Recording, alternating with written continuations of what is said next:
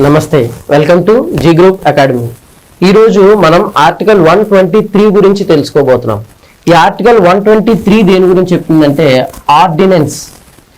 మనకి ఇప్పటి వరకు చట్టం గురించి మామూలుగా తెలుసు, ఏమన్నా ఒక చట్టం అనేటువంటిది పార్లమెంట్ కానీ అండ్ అసెంబ్లీ కానీ మనకి తయారు చేస్తుంది అనే సంగతి మనకు తెలుసు.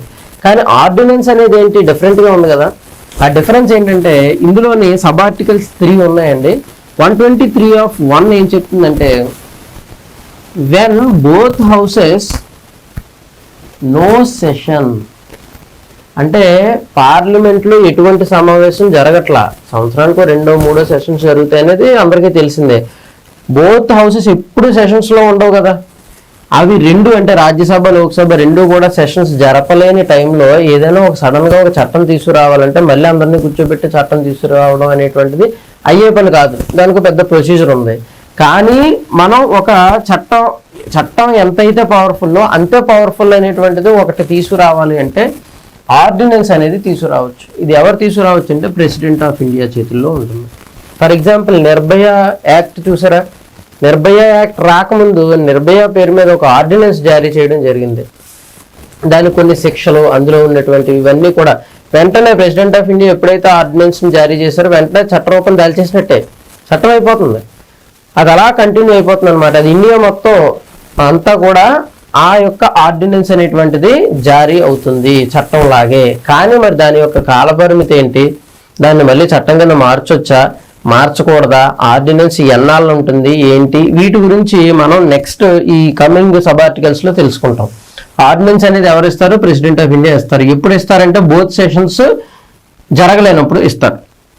ఇందులో ఆర్టికల్ 123(2) ఏం చెప్తుందంటే ఆర్డినెన్స్ అనేది ఇందాక చెప్పానుగా, పార్లమెంట్ ఏదైతే చట్టాలు చేస్తుందో ఆ చట్టం అంత పవర్ఫుల్ అనమాట, వెంటనే ఇమీడియట్గా ఫోర్స్లోకి వస్తుంది. అయితే దానిలో 123(2)లో ఇంకొక సబ్ ఆర్టికల్ ఏం చెప్తుందంటే బోత్ హౌసెస్ రేపు పొద్దున్న లోక్సభ కానీ రాజ్యసభ కానీ రెండిట్లకి సెషన్స్ అవుతున్నాయి అనుకోండి.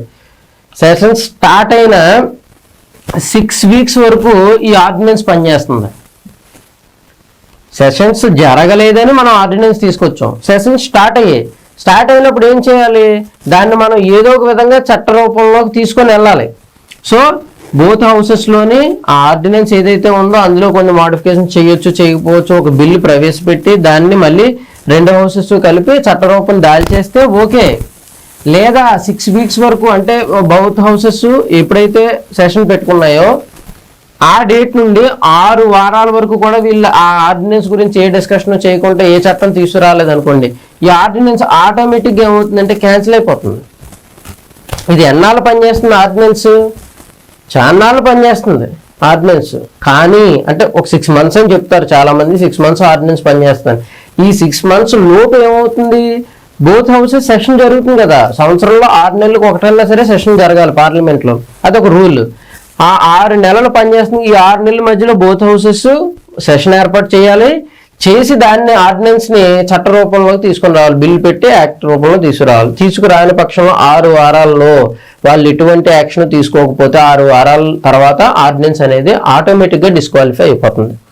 నెక్స్ట్ ఇందులో 123(2)లో మళ్ళీ సబ్ ఆర్టికల్ బి ఏం చెప్తుందంటే ప్రెసిడెంట్ ఆఫ్ ఇండియా దీన్ని ఎప్పుడు కావాలంటే అప్పుడు విత్డ్రా చేసేసుకోవచ్చు.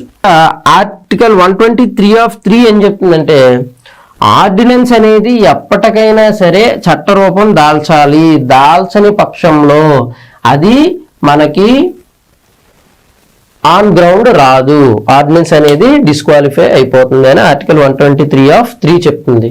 Okay, thank you.